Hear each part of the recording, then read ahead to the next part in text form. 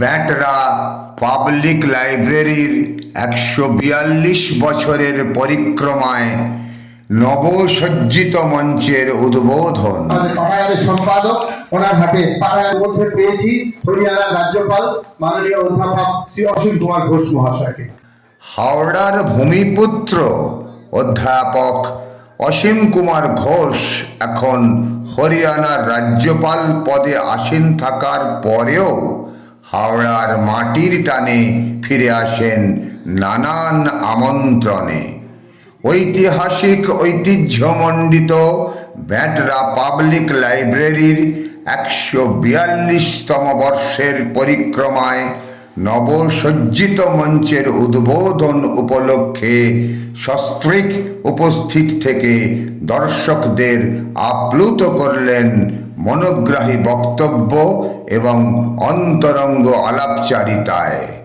পাঠাগারের আধুনিকীকরণের জন্য অনুদান উপহার ঘোষণা করে সমবেত শ্রোতাদের মন জয় করে নিলেন। আমাদেরকে অনেক ইনফরমেশন দেয়।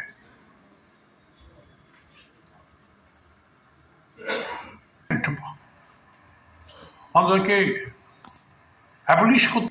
সাংবাদিক সোমনাথ খাঁ ও শুভম পালের বিশেষ পরিক্রমায় নবসজ্জিত মঞ্চের উদ্বোধন অনুষ্ঠানের কিছু স্মরণীয় মুহূর্ত শেষ পর্যন্ত দেখতে থাকুন।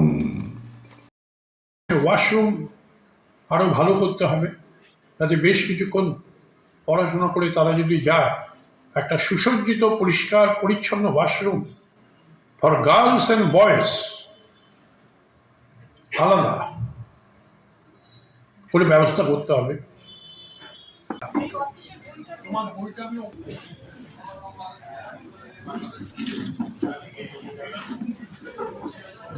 পাঠাগারে নাকি আর দরকারই হবে না, ও আমেরিকান খাবার চালু হবে।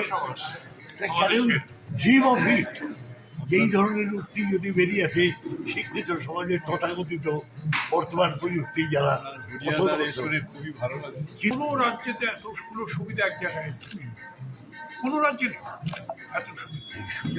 আমাদের পশ্চিমবঙ্গে এত কিছু একসঙ্গে রয়েছে, পরেও এত জিনিস আমাদের রয়েছে।